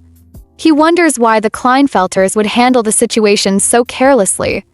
From what he saw, Kleinfelter himself appeared shocked to find out the cardinal was killed. Firmos wonders whether Kleinfelter never intended for the man to die, or if the hired assassin simply made a mistake. Lord Tiwakan agrees that something likely went wrong in the execution of their plan. Firmos suggests starting the investigation from that misstep. If they can find the flaw, it might lead them to some solid evidence. Lord Tiwakan agrees and begins to head toward the princess. Left to his thoughts, Firmos reflects on how deeply Lord Tiwakan seems to care about the princess. He also regrets that they didn't make their move earlier, before the princess had an official lover. Had they done so, none of this chaos or bloodshed would have occurred. He never imagined that his lord, once so focused on conquest, would undergo such a change. The next morning, the princess shivers in the cold and hopes they'll be able to make it through the winter safely. She rises and moves to wash her face, only to freeze at what she sees, Lord Tiwakan undressing in her bathroom. She stares in disbelief, wondering why he's in there. He casually asks if she wants to use it first. Still stunned, she questions what he's doing in her space. He calmly reminds her that it's their shared bath chamber now. She had forgotten that fact and quickly hurries out of the room, claiming she must still be half asleep. Out in the hallway, she tells herself she has to be more careful. She never imagined she'd forget such an important change, that he now has access to her bathroom. She composes herself and tells him to go ahead and continue his bath. Meanwhile, Lord Tiwakan glances around and asks why the bathroom doesn't have a bathtub. She recalls that it once did, a grand one adorned with gold, luxurious and ornate. But now that bathtub lies shattered, its remains turned to stone and displayed in the Kleinfelter family's garden like a trophy. She had been forced to sell anything of value back then, and that included the tub. Rather than explain the full story, she simply tells him that she thought it would waste water, so she had it sold off. He questions whether she doesn't miss it. She replies that she doesn't need it at the moment. Smirking slightly, Lord Tiwakan suggests that there may come a time when the two of them will use a bathtub together. Pretending not to hear, she gives no reaction and quickly turns away, silently flustered by the implication. Princess finds herself puzzled by his remark about preparing a bathtub for the two of them. The thought conjures a vivid image in her mind, bathing together with him, and the silliness of it makes her feel flustered. As she walks back to her bed, she reflects on how easily his casual, attractive expressions can stir her thoughts in such directions. She scolds herself for letting things go that far. Whatever this is, she decides it cannot continue. She tells herself firmly not to open her heart to him any further. Before anything deepens, she must uncover his true purpose, especially since so many people continue to whisper the same suspicion, that his intentions lie in revenge. That thought pushes her to revisit the mysterious old man who once warned her. Elsewhere, a guard arrives before Lord Tiwakan and Firmos, delivering news that the princess has gone out. According to his report, she appears to be somewhere near the temple, possibly distributing food to the beggars. Firmos expresses a mixture of admiration and concern at her diligence, then grows worried when he hears that she left with only one guard accompanying her. The situation alarms him, especially given the present tension. He questions how effective a single guard can be and learns that the princess had insisted, and they could not refuse her because of the respectful treatment she is owed. Firmos regrets that no one sought permission for such a move and suggests dispatching additional guards immediately. However, Lord Tiwakan unexpectedly volunteers to go himself. Firmos tries to stop him, pointing out that it is not necessary to act so personally. Yet Tiwakan, seemingly tired of routine tasks, insists. Firmos reminds him of the pressing matters awaiting attention and lists them one after another, hoping to change his mind. But Tiwakan calmly instructs Firmos to handle everything before he returns. Resigned, Firmos accepts the workload, though he grumbles under his breath, frustrated at once again being left behind to deal with all responsibilities alone. Meanwhile, the princess turns down her guard's offer to carry out the distribution on her behalf. She wants to hand out the food personally. She instructs the guard to stay behind and keep a close eye on their surroundings, particularly watching out for any signs of Kleinfelter's private soldiers. He agrees and stands back, allowing her to move forward. As she walks on, she reminds herself that her actions must remain discreet. Nobody should discover what she is doing, not yet. She must ensure complete secrecy, at least until Siras returns. Not long after, she sees the old man again, but this time he seems to be in the company of another, someone likely affiliated with the temple, also distributing food. Commotion breaks out between them. The guest begins striking the old man, and the princess quickly intervenes, halting the fight. Her eyes land on the apprentice, whose body is now bleeding. She observes him more closely and asks about the cause of his injuries. He replies with a strange explanation. He claims the bloodshed is part of an atonement ritual, some sort of physical prayer to release guilt. She disapproves of such thinking. In her view, no god ever demands blood from the hands of their followers. The idea of gods endorsing such practices unsettles her. She urges him to seek proper treatment without delay and informs him that she will speak with the temple herself during her next visit. When she asks his name, he identifies himself as Klima. With that, she lets him go, watching him walk away, still bleeding from the ritual wounds. Then she returns her attention to the old beggar. Without waiting for her question, he brings up Lord Tiwakan. His voice carries a pointed inquiry, one that cuts through the air with eerie calm. He wants to know who exactly Tiwakan is seeking revenge against. The princess declares that she came to hear everything, determined to uncover the truth. The old beggar, seemingly waiting for this moment, warns that it would be wise for her to listen now. Just as he prepares to speak, their conversation is interrupted by a guard who urgently calls out to her, reporting that Lord Tiwakan is approaching. Caught off guard, she quickly realizes the timing is unfortunate once again. She doesn't want Tiwakan to discover the old man's identity or witness their meeting, so she instructs the guard to discreetly escort the beggar to another location. She composes herself and walks forward to meet Tiwakan.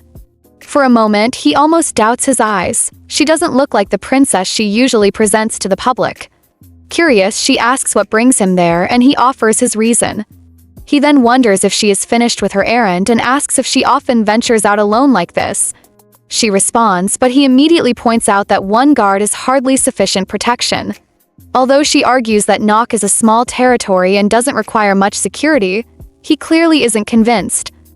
He proposes to accompany her himself from now on, but she gently refuses, giving reasons that don't sway him. Till he remains persistent. Changing the subject, she inquires about the reconstruction of the temple. He explains that work will begin once a new cardinal is chosen. She suspects he wants to ensure the wedding proceeds without delay before committing funds to the temple's restoration. At the same time, she notes silently that anyone who assumes the role of cardinal will undoubtedly face challenges dealing with Tiwakan. The thought of him being genuinely on her side brings a sense of calm and reassurance. Suddenly, one of the guards calls out to Tiwakan, urging him to look behind. In a swift, chaotic moment, an ambush unfolds. An assailant lunges at them, and Tiwakan instinctively steps in to shield the princess. The next thing she knows, she's on the ground, disoriented from the fall. Around her, startled voices rise, and some bystanders point out that someone has been pinned down. She gathers herself and immediately calls out for Tiwakan, but before she can react any further, someone grabs her. The grip is firm, and they urge her to stay quiet, warning that drawing attention could complicate things. Though anxiety grips her, she bites back her panic and tries to make sense of what just happened. Want us to continue this recap? Comment part 3 below. And also, don't forget to like, comment, and subscribe. Ciao!